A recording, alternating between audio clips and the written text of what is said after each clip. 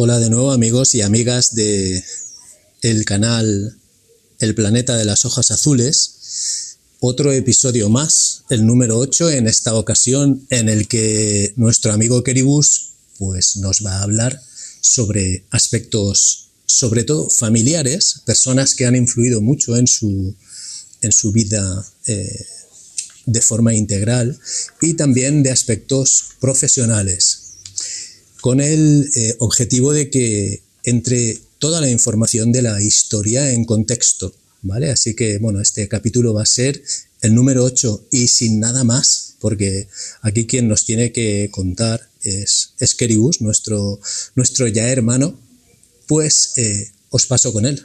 Aquí lo tenéis. Buenas tardes, Nacho. Veo que disfrutamos de un nuevo plato. Sorpresa, sorpresa. Y aparte hoy hemos gozado de la comida extraordinaria. Os muy recomiendo que si vais a Valencia, donde queráis, comáis el arroz al horno. Es algo espectacular. Y amenazados estamos siempre.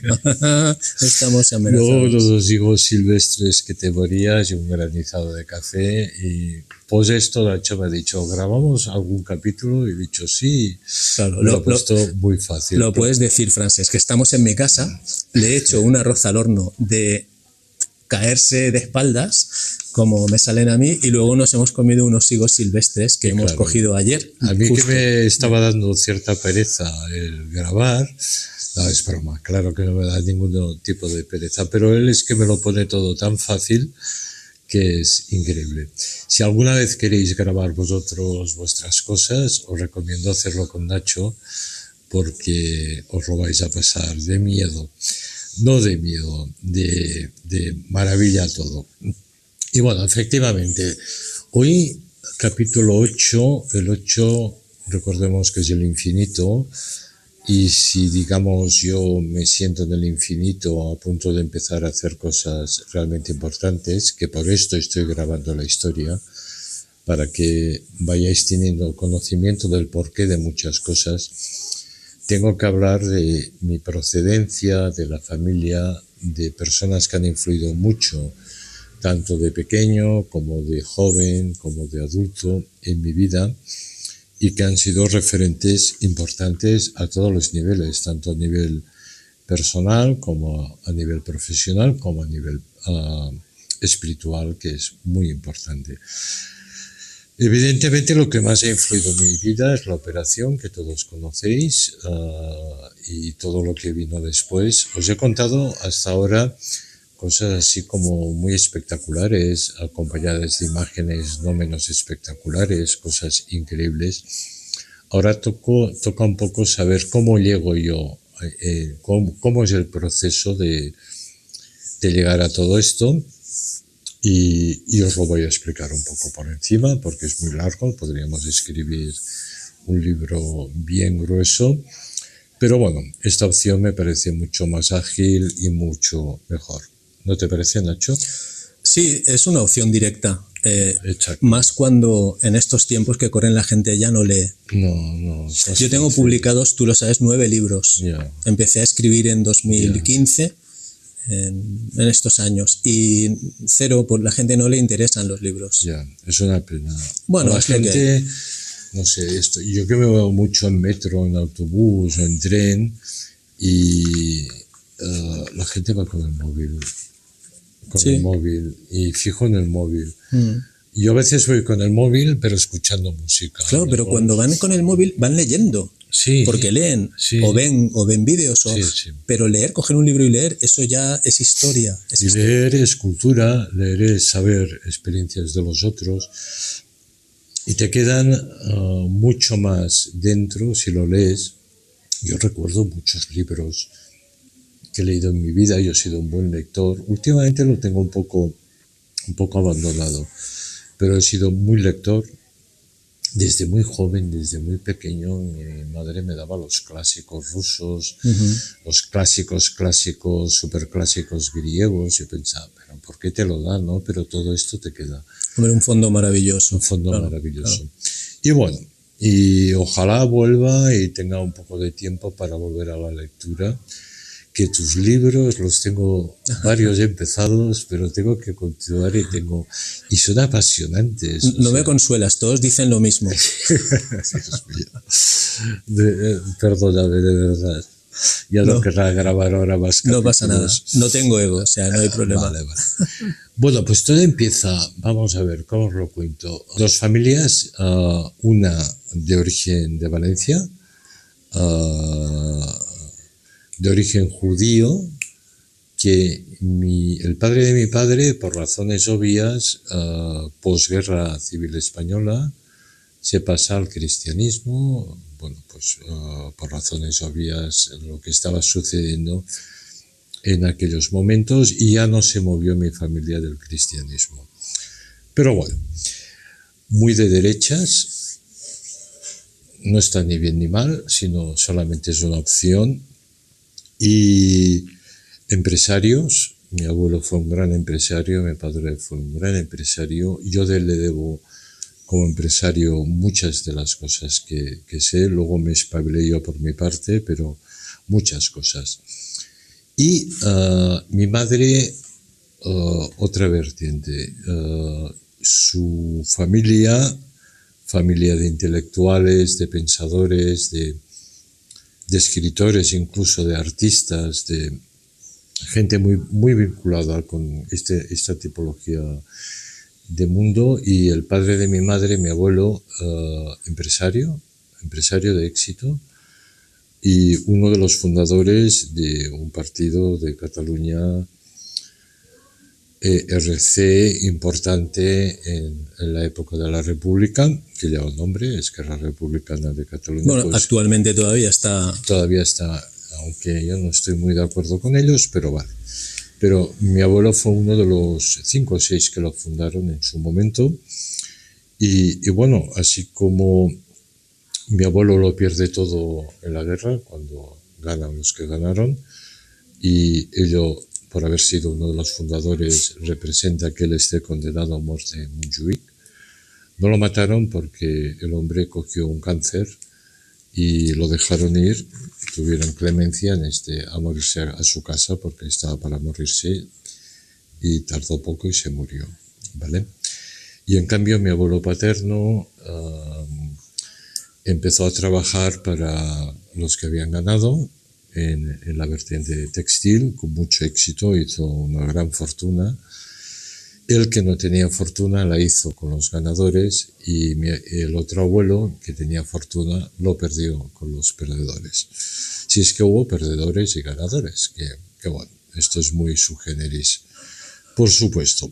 Pero bueno, esto marca y se reflejó mucho en mi educación, aparte de lo que ya os conté del momento de mi nacimiento, lo que se le dice a mi madre que tiene que hacer tal y cual, que recogí por parte de mi padre toda la vertiente, digamos, empresarial, y por parte de mi madre 2 temas: la cultura, la educación y el gusto creativo, porque era una mujer extraordinariamente creativa.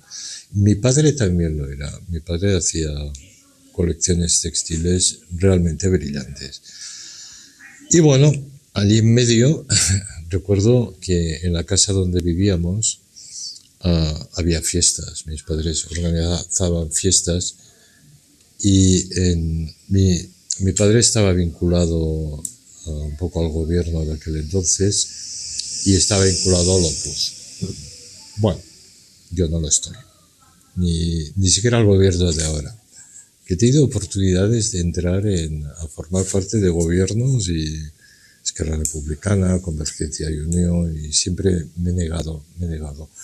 Me vinieron a buscar en una época y no quise. No quise porque sabía que allí había algo que no me gustaba.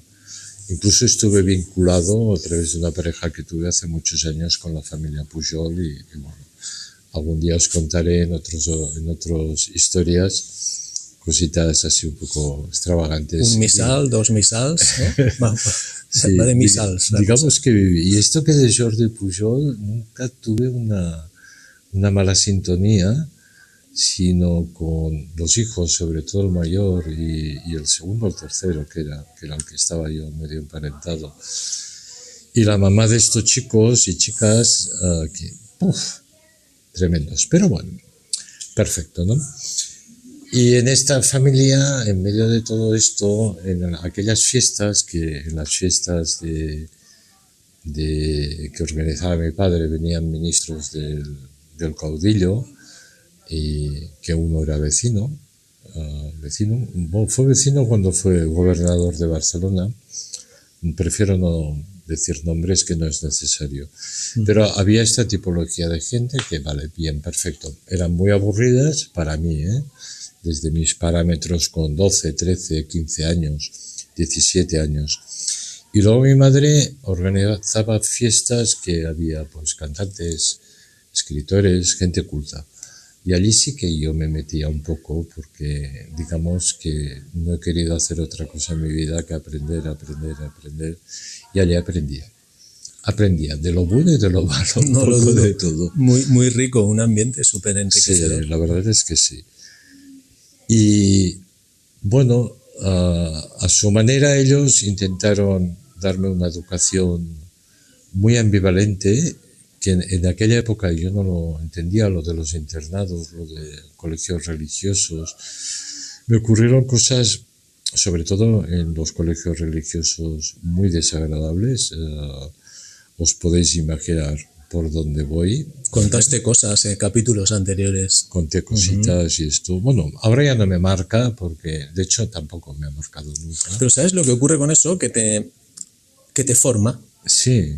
Te forma, te da carácter. Yo estoy tremendamente agradecido a lo que entonces yo no entendía en cuanto a educación familiar, que era ahora un colegio dirigido por un coronel del caudillo, ahora otro dirigido por catalanistas acérrimos, que era un buen colegio. Ahora un internado duro del Opus aquí, otro allá. El de Escocia era en Dublín, ¿no? También en era. Dublín, sí, en Dublín. Pero bueno, o también porque tengo que ir a estudiar protocolo en una escuela de Suiza. Y bueno, todo te sirve. Y recibí una educación gracias a esta familia, lo cual se lo agradezco infinitamente a mis padres, realmente exquisita. Me enseñó mucho, me enseñó a amar mi trabajo, enseñarme a crear no solamente recursos, que es importante, es porque si tienes recursos puedes crear para otros, puedes crear puestos de trabajo, puedes ayudar a gente, puedes hacer mil cosas, sino a crear a nivel de buscarme la vida para trabajar para gente que realmente era muy interesante, aunque fueran lo peor del mundo, porque muchos lo eran, pero a nivel creativo eran gente extraordinaria. No toda la gente que es creativa, tanto a nivel de pintura como de moda, como a nivel de decoración, a nivel de arquitectura, es fantástica, pero sí que tienen algo especial que yo intentaba chupar, entre comillas, no vampirizar, sino coger todo lo bueno, y todo lo malo, pues bueno, lo dejaba atrás, ¿no? Y bueno, así fueron mis inicios. ¿Te puedo interrumpir un momento? Por favor. Dijiste, es que es curiosidad personal, y te lo digo aquí, que si no luego pues lo quitamos. Dijiste que conociste a Dalí, fuiste a su casa con tu padre. ¿Cómo era ese hombre? Nosotros fabricamos el producto que hacíamos, que eran corbatas. No voy a soltar. No, te digo a nivel personal, o sea, y galas, y la viste, que son mitos, son dos mitos. Gala, una mujer callada, los conocía de mayores, y fuimos a una entrega del producto que hacíamos que habían dibujos de él en las corbatas o en pañuelos, tal y cual, ¿no? A entregarlo, porque lo hicimos bajo licencia, como muchas otras licencias que tuvimos. Y él era, a nivel personal, una persona completamente normal. No era el hombre extravagante de las entrevistas o o alucinando. O sea, era un personaje por un lado y por el otro lado estaba la persona, ¿no? Claro, él hacía un show y con este show se mantenía. Uh-huh. Es muy curioso porque él era fascista, por supuesto. Hablamos, recuerdo, con mi padre se entendieron muy bien. Hombre, claro. Del tema este. Pero lo vi una persona entrañable, un hombre mayor, un gran artista, por supuesto, y bueno, todos mis respetos. O sea, haya sido como haya sido, o haya pertenecido donde, o haya apoyado a quien sea, uh-huh. Su arte, como tantos otros, era extraordinario. Uh-huh. Y bueno, sí, estuve en Cadaqués, en Portligat, en su casa, y al final de todo ellos dos, Dalí y su mujer Gala, se fueron a pasear por la playa de Portligat, y aquella era su vida, y él era feliz, uh-huh. Con los huevos de Dalí encima de la casa. Era todo muy curioso y muy, muy extraordinario. Uh-huh. Y luego también lo conocí en una época que él estuvo unos días, no me acuerdo si unos días o un mes, en el Hotel Ritz, que estaba muy cerca de nuestro despacho, estaba muy al lado, a una esquina, y vi cómo subían un caballo blanco disecado a su habitación. Qué fuerte. Que lo había pedido. Bueno, esto el surrealismo conllevó que había cámaras, me imagino, de televisión española, y que salió un reportaje, le hicieron una entrevista, etcétera, etcétera. Pero bueno, un hombre muy inteligente que nos tomó el pelo a todos, pero que realmente tenía gracia, ¿no? Uh-huh. Yo recuerdo la película de Luis Buñuel, que lo hizo con Dalí. Le Chien Andaluz. Le Chien Andaluz. Que bueno, decías, bueno, pero ¿qué es esto, no? Aunque he visto de peores o de mejores, no lo sé exactamente, ¿no? Fue una época. Porque también vi varias películas en el Instituto Americano de Andy Warhol y también, igual una hora seguida un tío en una silla sin decir nada. Y aquello era la película aquella maravillosa de Andy Warhol. Tenías que entender un poco los conceptos, ¿no? Uh-huh. Pero bueno, mi madre me enseñó también a amar la música, sobre todo la música francesa, la música italiana, y sobre todo a amar el cine. En aquella época la Nouvelle Vague y el neorrealismo italiano o cine ruso, cine del este, cine sueco como de Ingmar Bergman me influyó muchísimo, muchísimo. Uh-huh. Y aprendí a amar el cine. Vale. Todo ello luego lo he utilizado de alguna manera pues para trabajar en el textil, para trabajar en el mundo de los muebles y hacer cosas nunca surrealistas, porque no, pero sí a nivel crear, buscar tendencias nuevas, hacer cosas que no existían, no copiar. Sí que alguna vez, evidentemente, he tenido, si me ha gustado mucha una pieza la he reproducido, pero si me las he podido ingeniar para crear algo, dibujar algo y hacerlo, lo he hecho. Uh-huh. Y normalmente es lo que más funciona. Actualmente tengo varias colecciones de muebles en el mercado a nivel mundial y sobre todo las que yo he creado partiendo de cero, como hay una que es la que le llamo Woodstock, que es hippie completamente, es probablemente la que más éxito tiene. No para hoteles de lujo, pero sí para ambientes un poco más así distintos, ¿no? Que los hoteles de lujo. Y bueno, todo ello me conllevó poco a poco ir haciendo cosas y más cosas y más cosas. Y quiero recordar un poco personas que influyeron mucho en mí. Uno fue Pilar Alvesa, que era una prima de mi padre, que en mi adolescente me hizo casi más de madre que mi propia madre. Luego sí que ocurrieron cosas entre ella y mi familia que ella se portó mal, pero que me influyó positivamente, ¿vale?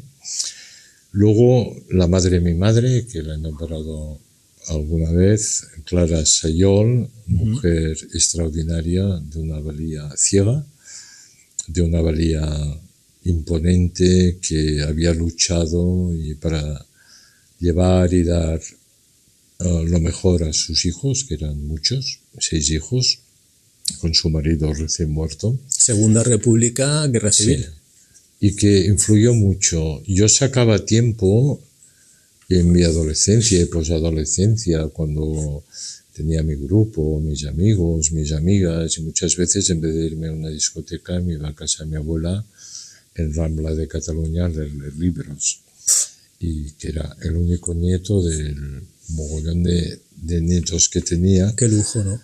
Y bueno, primos, entre ellos una prima mía, ella vive en Suiza, y hace un par o 3 de años, tengo ganas de irla a ver a Suiza. Cuando vaya a Suiza me contará más cosas. ¿Sabes que yo nací en Ginebra? Sí, lo sé.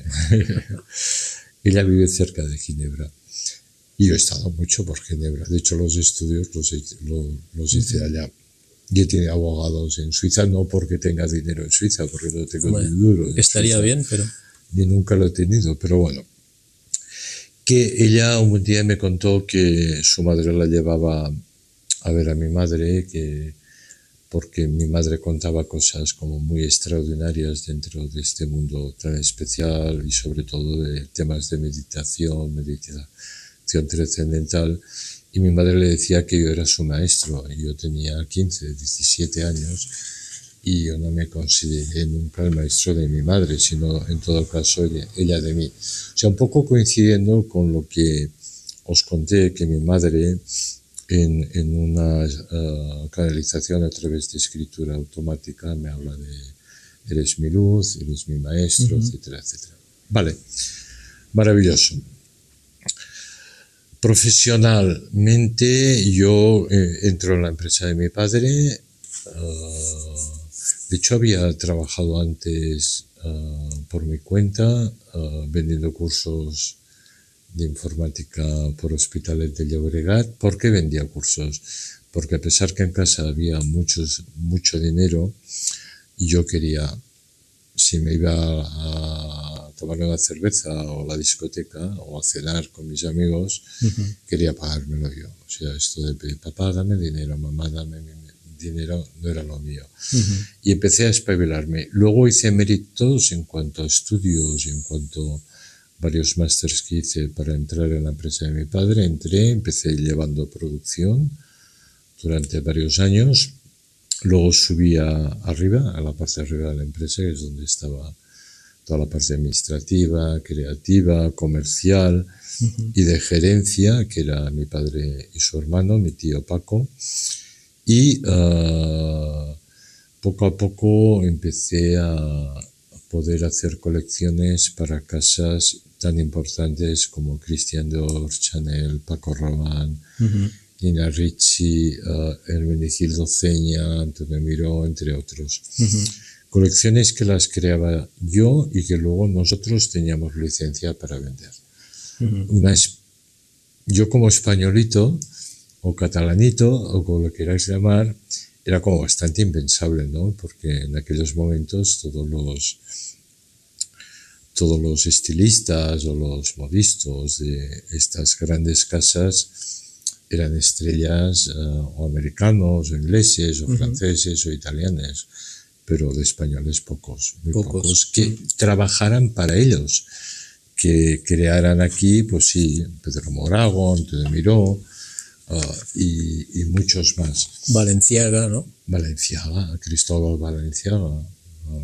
Bueno, de hecho, Dior fue alumno de Valenciaga. Para mí ha sido el más grande de todos. Entiendo un poco de moda y fue el más creativo a todos los niveles. Y bueno, os estoy hablando años 80, años 90. Esta época post toda la creatividad de los 70, que fue brutal, y hacía colecciones, era maravilloso. Luego no continué con mi padre por una serie de razones, llegamos a un acuerdo, me fui, monté mi propia empresa y seguí trabajando en estas líneas de producto por mi cuenta. Y dejo la empresa cuando yo llevaba la gerencia de la empresa y la había hecho crecer mucho a todos los niveles. Éramos en Europa uno de los 5 más importantes a nivel de la tipología de producto hacíamos también camisas, muchas cosas, muchas. Y bueno, y mi padre, como que hubo una serie de cosas que no estuvimos de acuerdo, montó mi propia empresa, continuó durante un tiempo hasta que los chinos, yo vivía muy bien, estaba feliz, me había hecho una casa en Sant Cugat, traspasé la empresa en Sant Cugat del Vallès, allí tenía una tienda de ropa de hombre y mujer, todo era perfecto. Trabajaba con diseños propios de ropa, tanto de hombre como de mujer, aunque compraba algún fabricante maravilloso, básicamente de este país, que la verdad es que la moda española tiene un nivel. Ahora ya no me gusta tanto lo que se hace, pero en aquellos momentos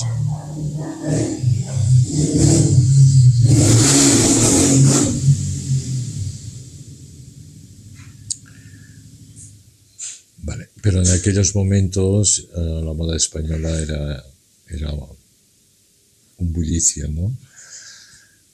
Y viví experiencias realmente fascinantes y conocí personajes fascinantes en cuanto a creatividad, pero personajes destruidos o personalmente por las drogas, por claro. Por el super yo, el superego, por muchas cosas, ¿no?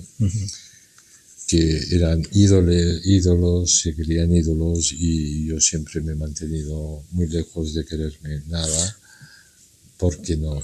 Sí que es verdad que parece difícil, porque siempre ocurre, es una cosa que parece que va acompañada una de otra, ¿no? Cuando triunfas a nivel profesional, mucho, el nivel personal se resiente, ¿no? Son pocas las personas en el mundo que han conseguido estar lo suficientemente maduros, equilibrados, como para triunfar en todos los aspectos a la vez, ¿no? Personal, familiar, profesional, ¿no? Yo debo ser un caso de ellos, porque me ha sido muy difícil. Yo, de hecho, me he casado 3 veces. ¿6? 3. Tengo varios hijos, hijas y un hijo, y era complejo, porque con mi primer matrimonio, digamos, yo viajaba constantemente, era la época esta hipercreativa a nivel de la empresa de mi padre, y digamos que en casa esto se llevaba muy mal, que lo entiendo, ahora lo entiendo perfectamente. Un vacío completo. Pero es que no me quedaba otra, ¿vale? La vida del empresario a veces es la gente se piensa que todo es maravilloso. Y no sé hasta qué punto te compensa tener mucho dinero y vivir bien, etcétera, etcétera, si tienes que renunciar. Siempre tienes que renunciar a algo. Claro. Y ahora lo que intento en esta nueva vida, que os iré explicando poco a poco, no tener que renunciar a la parte personal íntima, en este caso con mi maravillosa pareja, que formamos una familia los dos, y poder compaginarlo con lo otro. Es complejo, pero estoy seguro que lo vamos a lograr, por supuesto. Y bueno, y luego con la otra vez que estuve casado, que duró muy poco, duró poquísimo. La segunda vez, ¿no? Sí, duró 1 año en total, muy poco. Digamos que era la época ya que yo funcionaba solo, y luego la tercera vez era la época que funcionaba solo, que me hago la casa, luego la tengo que vender porque el tema textil, los chinos me dicen adiós muy buenas, vayas usted a hacer otra cosa. Y bueno, había decorado mi casa, salió de una revista importante, y la había decorado no fabricando yo productos, sino cogiendo de aquí y de allí, en ¿no? una feria en Madrid, en Intergift, y compré, y bueno, me quedó una casa preciosa, y salió una revista muy importante, y dije, bueno, no puedo hacer telas, ni ropa, ni nada, porque me lo han puesto muy crudo. Sencillamente mi producto, que ya tenía un buen precio, los chinos venían con la mitad de precio. Sí, revientan costes y revientan todo. Y mis clientes, que en aquellos momentos eran las grandes cadenas de media Europa, pues evidentemente se decantaron para comprarlo a los chinos y no a mí. Aguanté un año, cambié, monté una tienda que tuvo mucho éxito. Empecé comprando en España y en Francia el producto que tenía de cuanto a muebles, cuadros, lámparas, objetos decorativos de todo tipo. Empecé a decorar ya alguna casa que me lo pedían, pero esto a nivel muy local, ¿no? A nivel de este pueblo o ciudad pequeña que es San Juan del Vallés. Pero aquello se me quedaba pequeño. Yo estaba acostumbrado a viajar, a moverme, a ver mundo, paralelamente que trabajaba, y decido irme así, a hacer lo que hacían un poco estos fabricantes que yo compraba. Me fui a Java Central, Indonesia, a una ciudad alucinante, se llama Jepara, que no es nada bonita, o sea, no vayáis porque no vale la pena. Iros a Bali antes o ver el Krakatoa. Sí, pero allí no, sí, allí es para comprar. El Krakatoa sí no explota, claro, pero allí para comprar. Y bueno, me lié con una fábrica y empecé a fabricar para la tienda y pasamos de comprar a fabricantes a empezar a fabricar nosotros nuestros muebles, primero en Indonesia, luego paralelamente en India, en una fábrica cerca de Bombay y otra cerca de Delhi. Y bueno, bien, con los problemas que a veces tienes, porque los tienes, pero bien. Y paralelamente monté cerca de la que era mi tienda un taller de acabados, me traía los muebles en crudo, me inventaba yo, recordando mis tiempos textiles, acabados, y hacíamos acabados que no había hecho nadie. Y claro, aparecimos en muchísimas revistas, tenía mucho éxito, venían los interioristas que les encantaba lo que hacía. Bueno, era maravilloso, pero no era suficiente para mi traspaso a la tienda, porque estaba demasiado anclado, y empezó a trabajar para interioristas de aquí, de Europa. Ostras, pero claro, ellos ponían los diseños y esto picaba un poco. Picaba un poco porque quería poner yo mis diseños, quería hacer lo que había hecho en el textil, surrealista, ¿no? Porque que era estupendo hacerlo como lo hacía con los interioristas, o tener la tienda, de tener a toda la pijería de esta ciudad que me compraban como locos, o que venían de Barcelona, de otros sitios, de comprarlo, de Sabadell. Pero quería crear espacios grandes. Y entonces dejo todo esto, continúo, acabo de hacer todas mis colecciones y me dedico a decorar hoteles por todo el mundo. El primer transatlántico de la cadena Ritz-Carlton, anclado en construcción en Miami, un hotel en Las Vegas, un Palace en Tánger. Sí, cositas pequeñas. Sí. Y claro, muchos de estos hoteles, lo maravilloso es que no ibas a decorar un piso, un apartamento con 3 habitaciones, era todo, y un salón comedor, sino que igual tenías que decorar, y muchas veces distintas, pues 100 habitaciones, 4 salones, 3 comedores, una recepción. Era todo mucho más grande. Era todo. A mí me gusta mucho el teatro y el cine. Y en este caso era todo como muy teatral.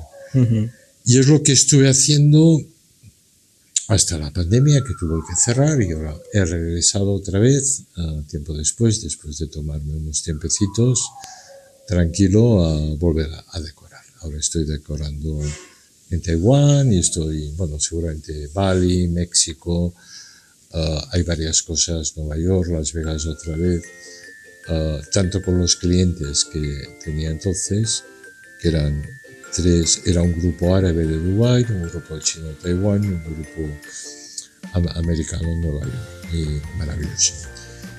Pero ahora tengo un grupo balinés español que me molaría mucho trabajar para ellos. Nueva época. O sea que mi vida es un no parar, mi vida es un volverse loco. y creo que hoy ya es suficiente. Estupendo. Ha sido muy ilustrativo porque ya hablaste de algunos aspectos de estos en capítulos anteriores. Pinceladitas. Sí, hoy tenía más miga, había más para comprender, ¿no? Pero de verdad que te doy gracias a mi familia, porque nada de lo que soy haría que yo estuviera haciendo o lo que voy a hacer, ¿vale?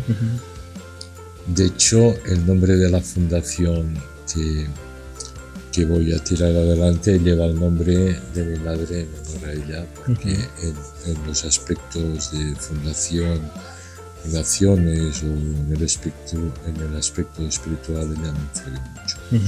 Pero bueno, estupendo. En el siguiente capítulo hablaremos de otras cosas. Perfecto, pues vamos a despedir, ¿no? Y ya nos emplazamos para el capítulo número 9. El número 9. Perfecto. Gracias y bueno, gracias Nacho por tan maravilloso recibimiento como todos los capítulos, que me tendré que inventar la vida a partir de ahora o a partir del capítulo 27 para poder seguir disfrutando de estas tertulias con Nacho, que son maravillosas. Seguiremos. Muy bien. Bueno amigos, pues nada, ya habéis visto, final del capítulo 8, seguimos en el 9, en breve, la próxima semana. Nos vemos, chao. Chao.